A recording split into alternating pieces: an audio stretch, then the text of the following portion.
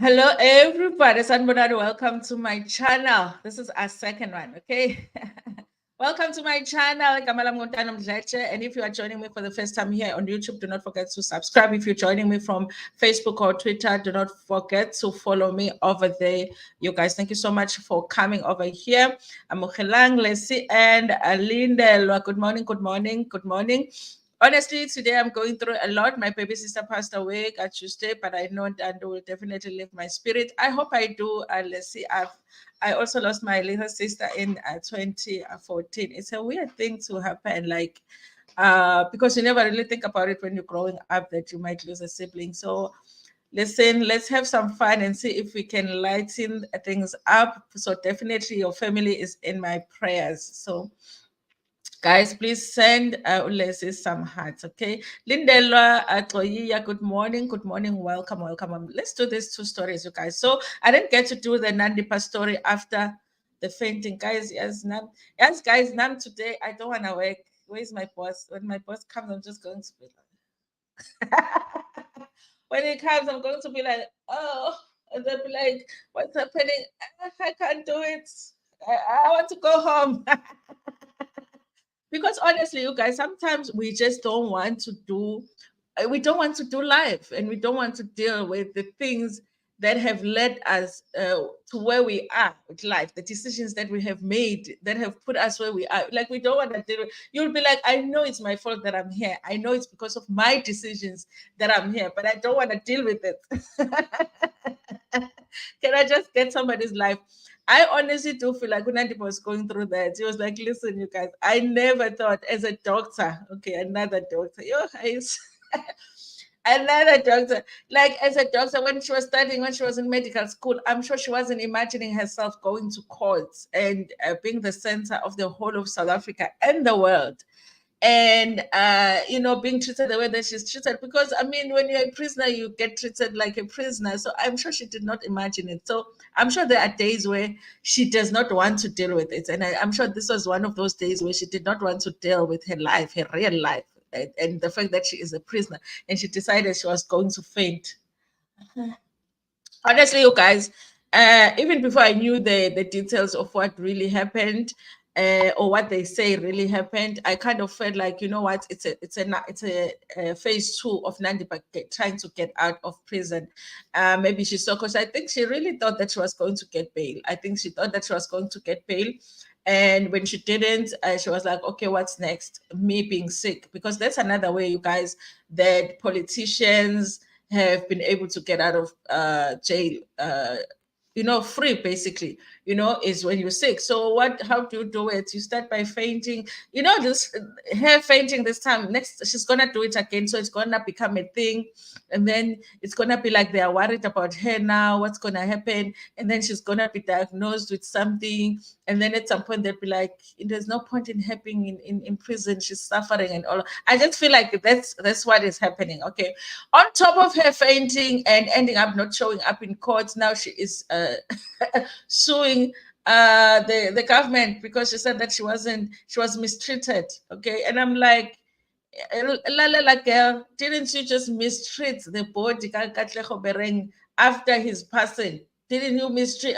Listen, you should be mistreated, because as far as we know, we are still waiting for you to explain to explain why did you do what you did with the body. We're not even talking about you taking his life. Okay, we're not there yet, because the state is not there yet. They're saying they don't have evidence that you might have been the one that contributed to his passing, but we're just talking about the body. There was a woman looking for her child so that possibly she can bury her child if her child had passed, and you were busy there with the body doing whatever that you were doing. Okay, but you're talking about mistreatment. I'm like, I don't understand. Okay. Anyway, so we're going to talk about Nandipha, what happened, and what she's doing now that she's claiming that she wasn't treated in a way that she should be treated as a doctor, honey. Okay. She must call Dr. Lani to help her. They should have called Dr. Matthew Lani to come and help her when she was fainting. Dr. Matthew, we have a patient, the perfect patient for you here, Dr. Nandipha.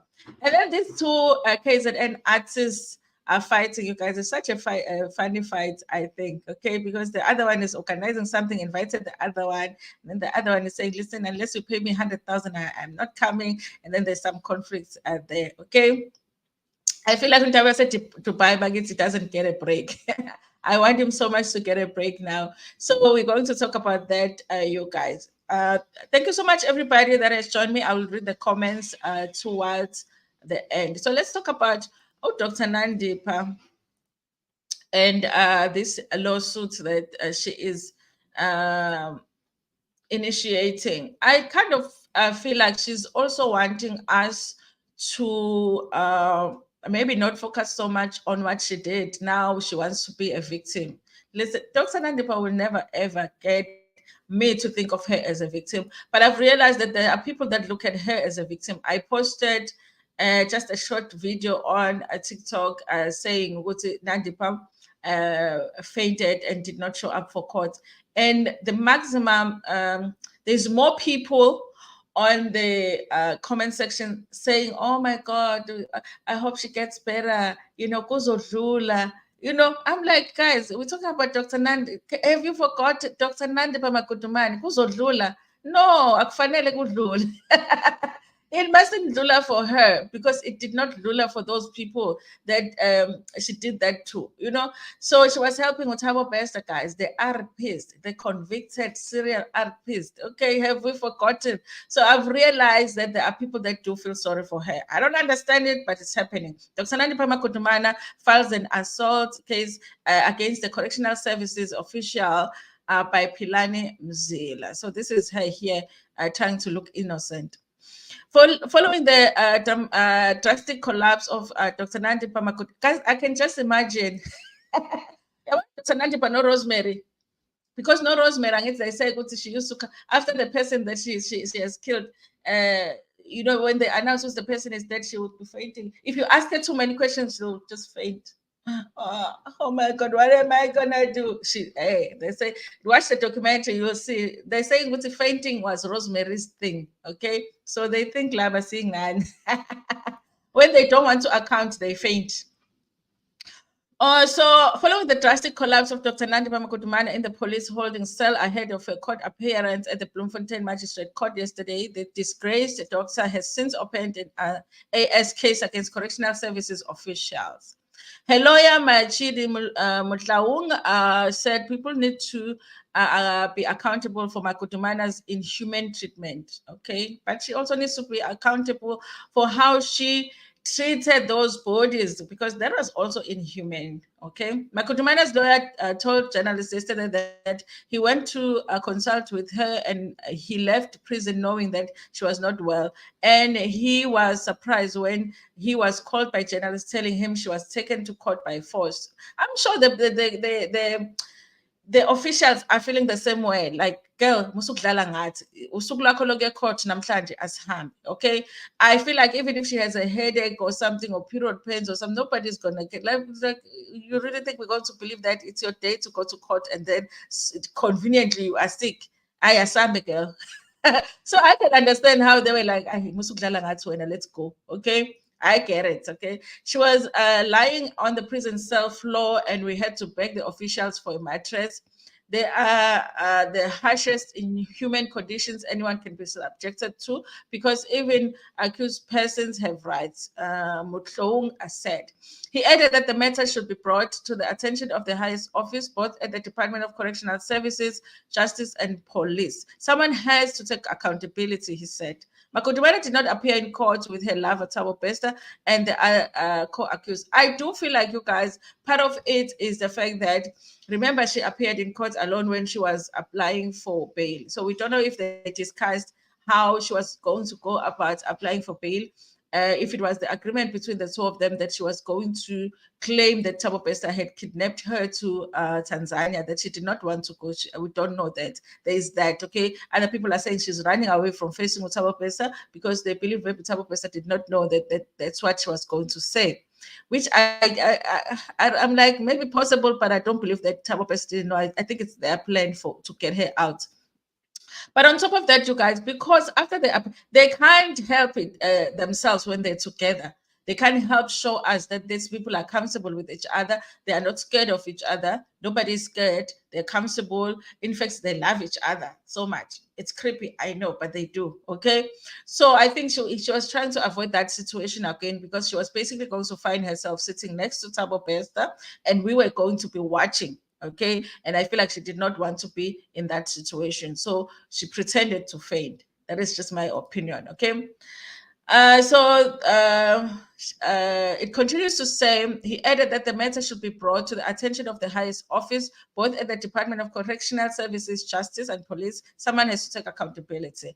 Magudumana did not appear in court with her lover, Thabo Bester, and the other co-accused. The court said it will deal with Magudumana's absence from court some other time.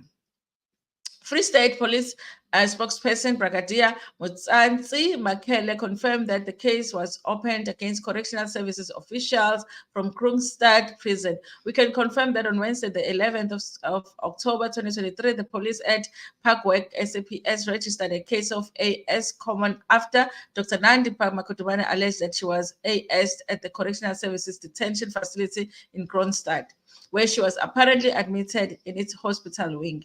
Makele said he added that the matter will be transferred to Kroonstad Detective Services for further investigation, and no one has been arrested so far. 3 of the 12 accused in the Thabo Bester prison escape matter were freed yesterday when the state withdrew the charges against them. Natasha Jansen, Moketi Ramolula, and Tabang Mien, who works for G4S or worked. Do they still work for G4S though? I thought they got fired. Were arrested in May and June, respectively. Here they stated as if they still work for G4X. G4S, I mean.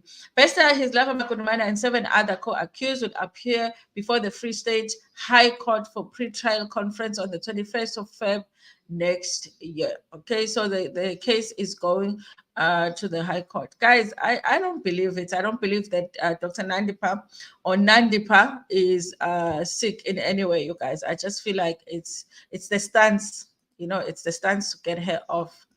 Mom Koposi TV, hello. Condolences to Leslie and her family. Definitely, yes, you guys, let's give her some love. Sesingapha, Dr. Tabile, sesingapha sikhuluma ngomunye udoctor. Doctors are not getting a break. Eh? Doctors are not getting a break. Yes, let's give Leslie some love. Izindaba sizifuna zonke. Yebo.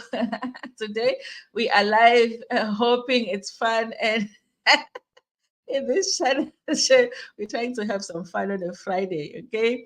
I don't know if I'll have time to do the third one, but I had planned another one, but we'll see. But we do have a 3 o'clock one because I knock off early today. Nandipha has accepted that she's a prisoner. Acceptance is the first step. She's on step 0. Denial. I don't think she thinks of herself as a prisoner. Whatever Dr. Nandipha does is hard to believe. She's an actor, that one. A very good actor, except when Bester is around. When Bester is close to her, she can't hold herself.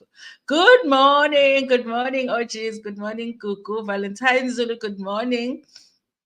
Kukushange, uNandipha iqili lamaqili akaguli nje, ubesaba ukubhekana nomuntu wakhe after she claimed she was kidnapped.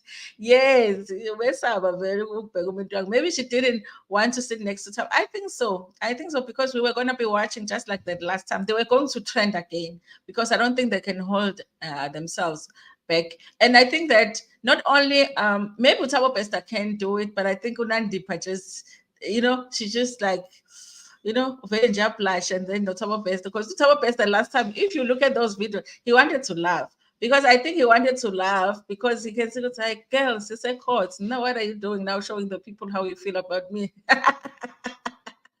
Nandipha was scared to be next to Bester this time around, or she was avoiding to be lovey-dovey with him. Now that she said Bester kidnap, exactly, because how are you lovey-dovey with your kidnapper? That was the question we had last time. Morning, Sandra and the family. Happy Friday. And Paul Laura, hello. That was Tokolisa SKK, by the way. Sometimes I forget to say the people's names. True. Yeah, she did not want to be next to her lover. So now let's do the story, guys, because the rapper Duncan and the other musician Intaba Yase Dubai are fighting over there on Facebook. This is a Facebook fight. It's not even a Twitter fight. So this is what is happening. This is a story by Upilani Mzila for Zimoch. It says rapper Duncan and singer Intaba Yase Dubai embroiled in a nasty war of words. Okay.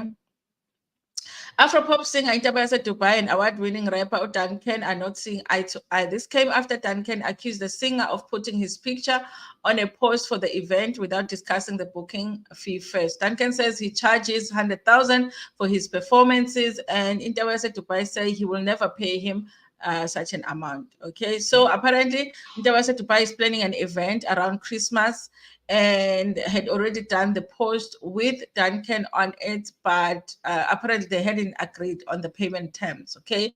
Because Duncan expected to be paid before he is put on the post, okay? By the way, these are nice shoes, hey?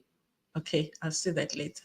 Duncan, whose real name is Pamandla Mbambo, recently launched a new single titled Nyabonga and went on social media to tell the singer to remove his name and picture from the poster of his upcoming event, Kupuka Music Event.